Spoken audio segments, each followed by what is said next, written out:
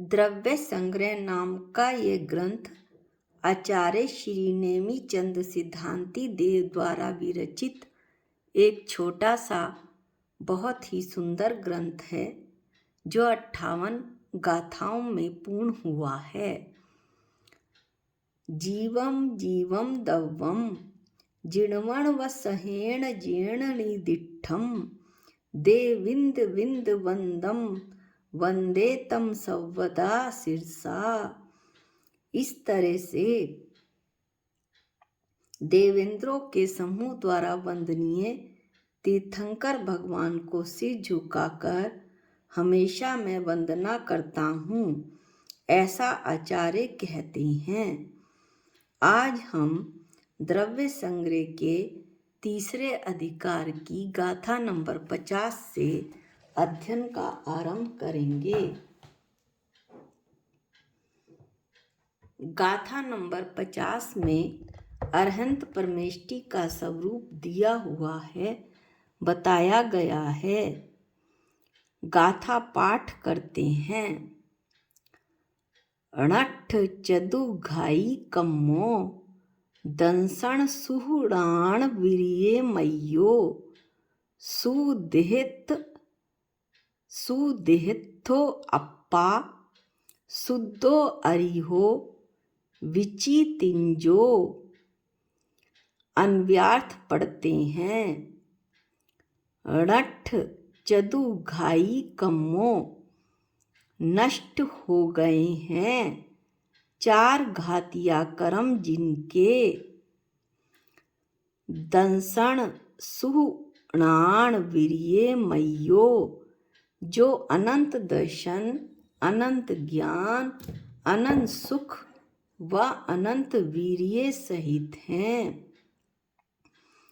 सुदेहथो शुभ परम औदारिक शरीर में स्थित हैं। शुद्धो जो शुद्ध हैं। अप्पा अरिहो वे आत्मा अरहंत परमेष्ठी हैं। और विचितिंजो ध्यान के योग्य हैं। अब हम इसका सरल रूप में भावार्थ पढ़ते हैं।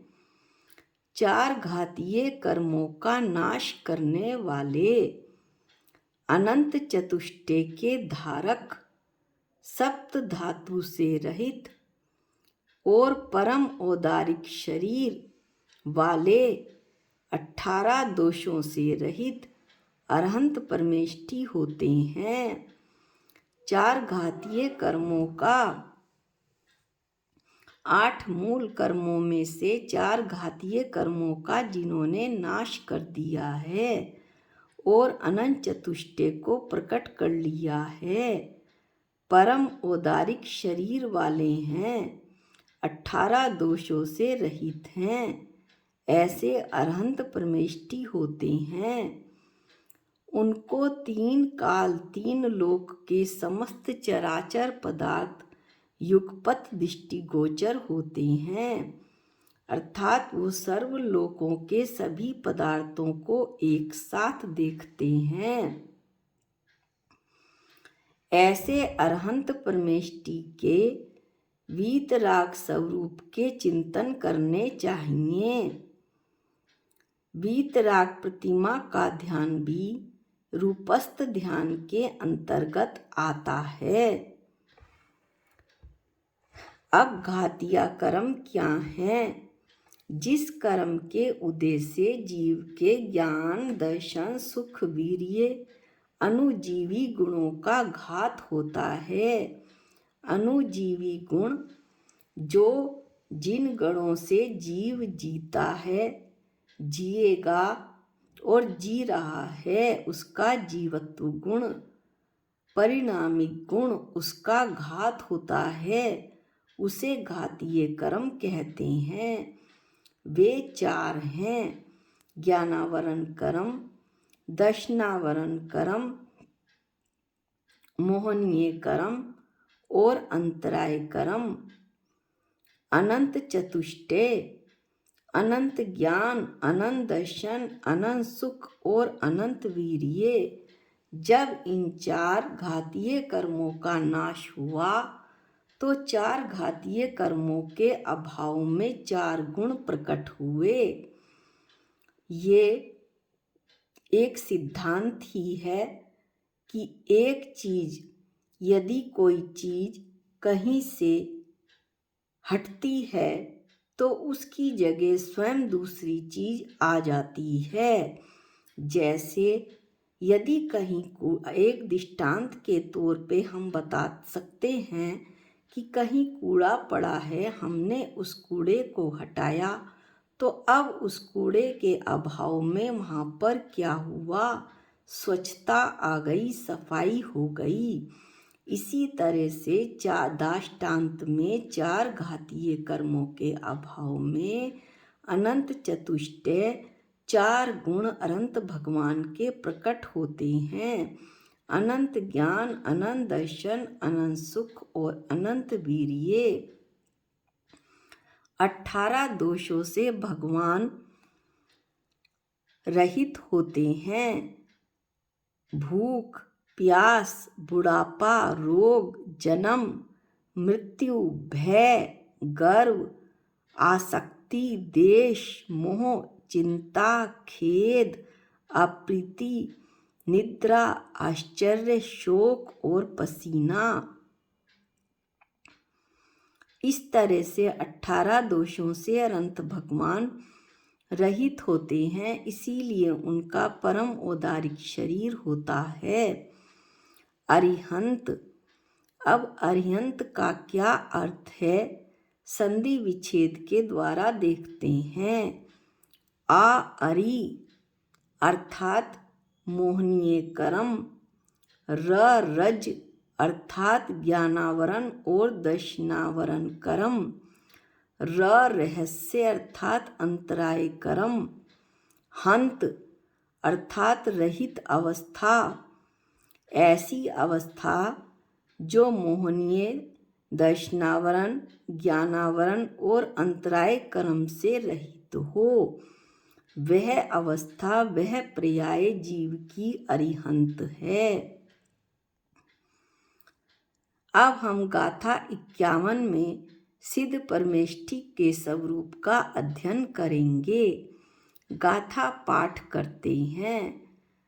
वट ठट्ठ कम देहो लोया लोयस्स जाणवो दट्ठा पुरी सायरो अप्पा सिद्धो झ एह लोए सिहि रथो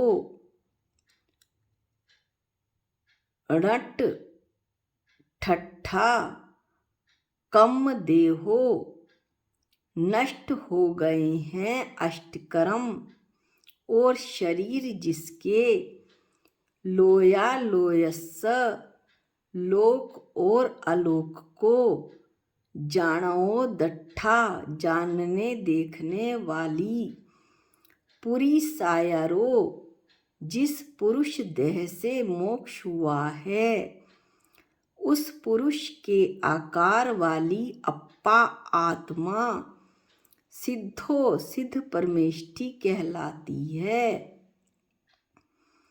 लोए सी रथो ऐसे लोक के शिखर पर स्थित सिद्ध परमेष्ठि का झा एह ध्यान करो।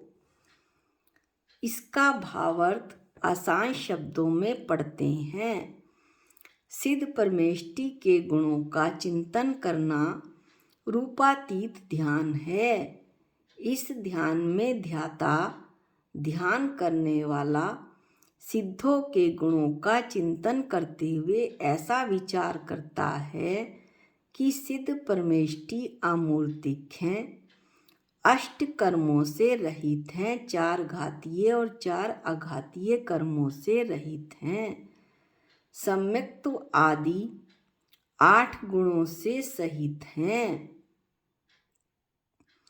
निर्लेप हैं, किसी भी मलिनता का लेप इनमें नहीं है, निर्विकार हैं, कोई भी विकार इनकी आत्मा में नहीं है, राग देश विकारों से रहित हैं, निष्कलंक हैं, किसी भी कर्म कलंक से रहित हैं, परम शांत हैं और त्रैलोक्य के शिखर पर वास करने वाले शुद्ध आत्मा हैं। तीनों लोकों के शिखर पर सिद्ध शिला पर वास करने वाले ये शुद्ध आत्मा हैं। इस प्रकार से सिद्धों के गुणों में तन्मय होकर जो साधक मुनि होते हैं, वे आगे स्वयं के जो चेतन भगवान आत्मा है वो कैसी है, शुद्ध है, बुद्ध है, निरंजन है, किसी भी अंजन कालिमा से रहित है, कर्म रहित है, ऐसी चेतन भगवान आत्मा के स्वरूप में साधक मुनि लीन होते हैं, ऐसा आचार्य बताते हैं। अब हम आचार्य परमेष्टि के स्वरूप का अध्ययन गाथा 52 में करते हैं। दंसण राण पहाणे वीर्ये चारित वरत वायारे अपम परम च जुंजई सो आयरियो मुनि झेओ। जो मुनि दंसण राण पहाणे दर्शन और ज्ञान की प्रधानता सहित वीर्ये चरित वरत वायरे वीर्ये चरित तथा श्रेष्ठ तपाचार में अपम च परम अपने को व दूसरे को जुंजई लगाते हैं, सो आयुर्यो वे आचार्य परमेष्टि झेओ ध्यान करने योग्य हैं। इसको आसान शब्दों में लेते हैं। इसका भावार्थ, जो दर्शन ज्ञान चारित्र वीर्य और तप इन पंचाचारों का स्वयं आचरण करते हैं और अपने शिष्य साधुओं से भी आचरण करवाते हैं, आचार्य परमेष्टि संघ के प्रमुख होते हैं। शिक्षा दीक्षा और धर्म उपदेश इनके कार्य होते हैं। समुद्र के समान गंभीर, मेरु यानी पहाड़ के समान निश्चल, पृथ्वी के समान सहनशील, 7 भयों से रहित होते हैं, ऐसे आचार्य परमेष्टि ध्यान करने योग्य हैं। अब बताते हैं कि आचार्य परमेष्टि के विषय में बताते हैं।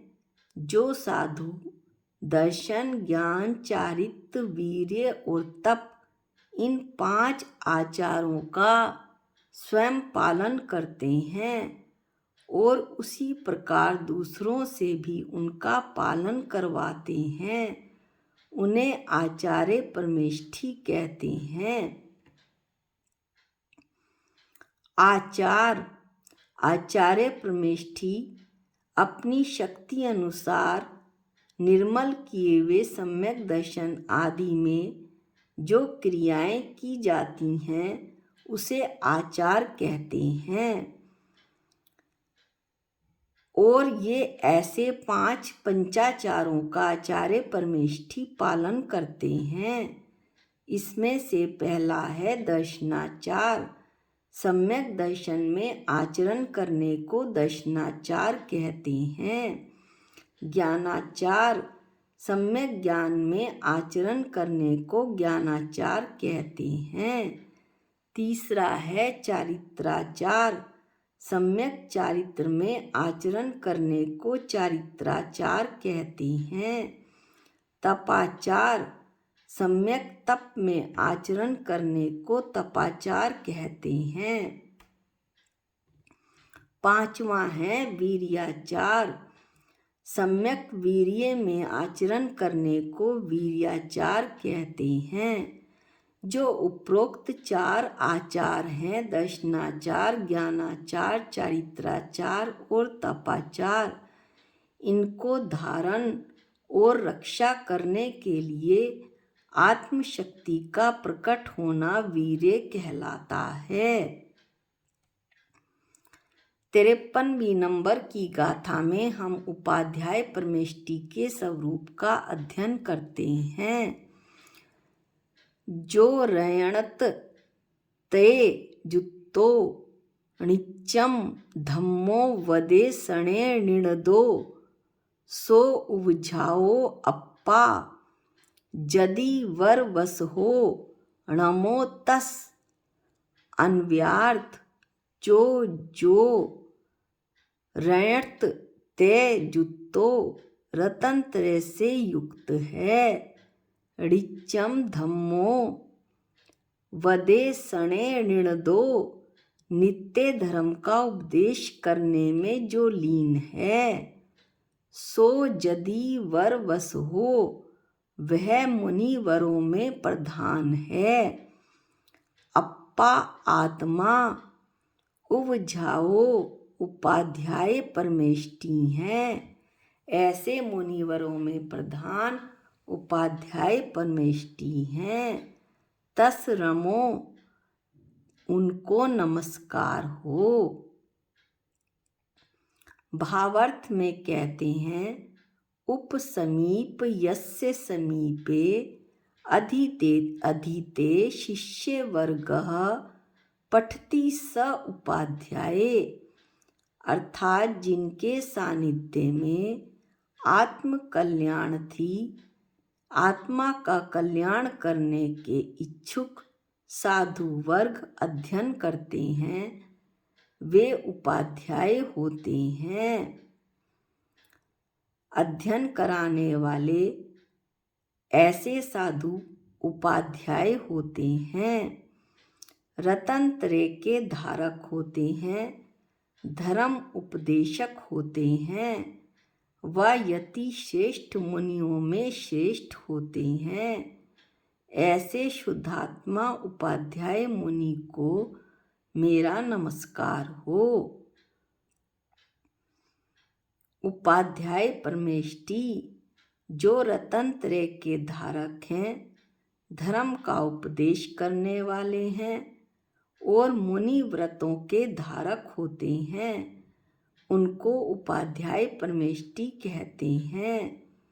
रतंत्र सम्यक दर्शन, सम्यक ज्ञान और सम्यक चारित्र को रतंत्र कहते हैं। उपाध्याय परमेष्टि के विशेष गुण 11 अंग व 14 पूर्व का ज्ञान होने से उपाध्यायों के 25 विशेष गुण होते हैं। शेष 28 मूल गुण सर्व साधु में समान रूप से होने से समान गुण हैं। 28 मूल गुणों का सभी साधु आचार्य उपाध्याय सभी इन 28 गुणों का पालन समान रूप से करते हैं। उपाध्याय शब्द का अर्थ जिस व्रतशील भावनाशील महानुभाव के पास जाकर भव्य आत्मा विनय पूर्वक जिनवाणी का अध्ययन करते हैं वे उपाध्याय होते हैं। इस तरह से आज हमने अनंत परमेष्टि, सिद्ध परमेष्टि, आचार्य परमेष्टि और उपाध्याय परमेष्टि के स्वरूप का अध्ययन किया। आगे की गाथाओं का अध्ययन हम अगले वीडियो में करेंगे। आज के लिए इतना ही। निज निधि निज में बताई ये अनंत उपकार है, इसके लिए जिनवाणी माँ को वंदनानंत बार है, वंदनानंत बार है। सबको जय जिनेंद्र।